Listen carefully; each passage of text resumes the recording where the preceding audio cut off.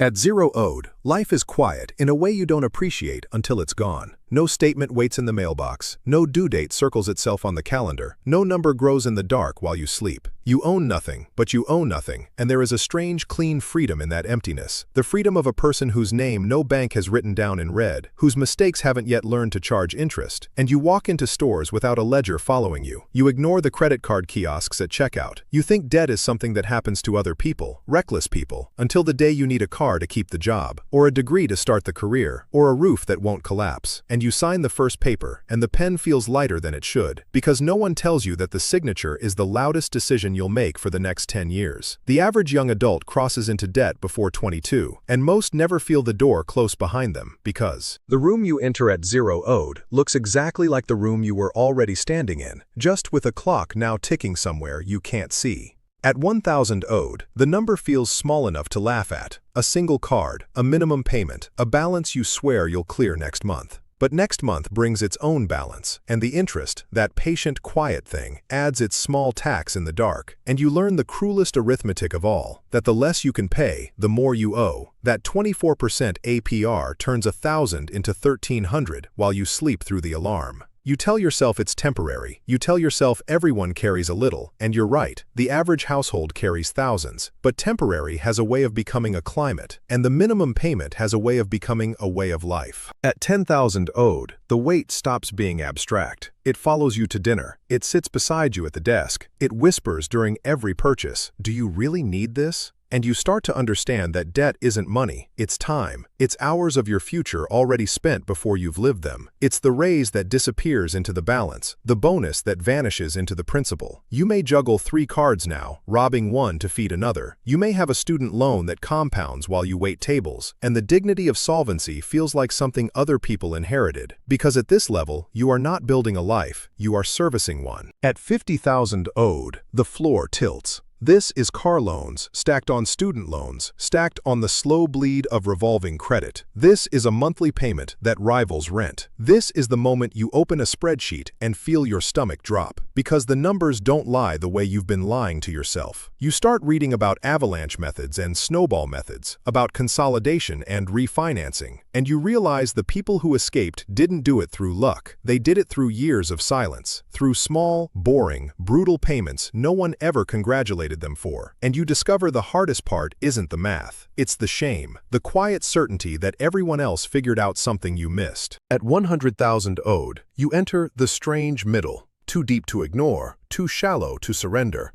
Maybe it's a mortgage you can almost carry. Maybe it's professional school that promised a salary that hasn't arrived. And you've learned words like amortization, deferment, debt-to-income ratio, and your problem is no longer survival, but structure. Because every dollar now has a creditor's name on it before it reaches your hand, and the wrong refinance costs you a decade. This is the number where you stop asking, "How do I pay this?" and start asking, "What was this for?" And the difference between those two questions is the entire psychology of borrowing. At 250,000 owed, the interest begins to work against you the way compound returns work for the wealthy. The balance grows faster than you can shrink it. The payments service the debt without touching the principal. And you understand that you have become a tenant in your own income, paying rent to a number that will never let you move out. This is the tier where the debt stops being a thing you have and starts being a thing that has you. At 500,000 owed, the conversations change. Banks no longer chase you, they negotiate with you. Your file is no longer a risk to manage, but a relationship to preserve. And for the first time, the size of what you owe gives you a strange leverage, because the old rule turns inside out. Owe the bank a little, and the problem is yours. Owe the bank a lot, and the problem becomes theirs. Most households will never see this number, and crossing it feels less like drowning and more like waking inside a quieter room, where the panic has finally been replaced by paperwork. At 1 million owed, you are technically underwater on paper, and technically functional in real life. The house is bigger, the business is real, the leverage is deliberate, but the groceries cost the same and the statements still have to be opened. This is the tier of quiet borrowers, the surgeons and developers and farmers who owe more than most people will earn in a lifetime and sleep fine, because they've learned that debt, aimed correctly, is a tool and not a wound. And most of them will tell you the number didn't feel like anything when it arrived, because by then, you've become the kind of person who reads a loan the way others read a recipe. At 5 million owed, the architecture of your life shifts. Your debt builds things now. apartment buildings, payrolls, supply chains, and the bank sends people to lunch instead of letters to collections. You have an accountant who saves you more than they cost, a lawyer who structures every liability, and a banker who calls you by your first name. And yet the meals taste the same, the sunsets look the same, and you start to suspect the next 10 million in leverage won't change the flavor of anything that matters.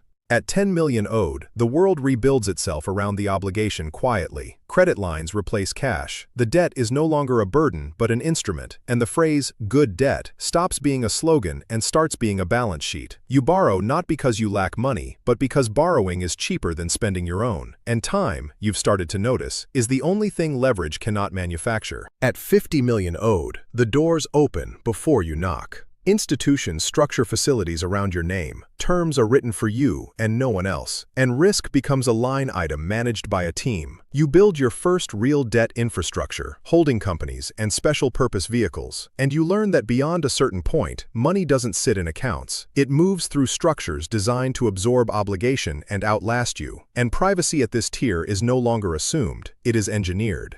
At 100 million owed, you no longer carry debt, you orchestrate it. Layered facilities, syndicated loans, bond issuances, a chessboard of liabilities designed to fund what you're building faster than caution ever could. Your name appears on towers and ventures. Your terms are filtered by 3 people before they reach you, and your biggest concern is no longer payment, but leverage ratios. Because you begin to think in enterprises, not invoices. At 500 million owed, the problem inverts.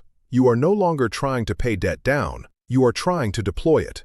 Capital this large cannot sit idle without losing to inflation, so the borrowing moves into developments, acquisitions, infrastructure in countries you've never visited, entire companies funded by obligations you'll never personally feel, and you become a force in the market rather than a borrower in it. And somewhere in the quiet motion of all that leverage, you understand you are no longer a person making payments. You are an institution managing exposure. At 1 billion owed, the number stops meaning anything human. It could not be repaid in a lifetime of ordinary income. And even at $100,000 a day, it would take over 27 years to clear, assuming it stopped growing, which it cannot. Your liabilities are larger than the assets of entire towns. Your defaults would move markets. Your terms move banks. Your decisions move economies, and you employ teams whose only job is to manage the teams who manage your obligations. And the same mailbox that once held a single overdue statement now holds offers from nations. And somewhere in the silence between those documents, in a room with assets worth more than the neighborhood you grew up near, you remember the first paper, the lighter than expected pen, the minimum payment, the 3A.M. Math, the shame of a balance you swore was temporary. And you understand, finally, that debt was never really about money. It only changed the size of the room you owed it from, and that the loudest thing in every room you've ever stood in was never the statement, never the due date, never the interest growing in the dark. It was the part of you still afraid you'd never be free. And no amount of leverage, no structure, no facility, no fortune of borrowed millions ever fully turns that sound off. It only teaches you how to live alongside it, how to carry it more deliberately, and how to recognize, in the eyes of the young adult signing their first loan, the same quiet clock you used to hear, in a smaller room, in a lighter life, when 0 owed was the only number you knew.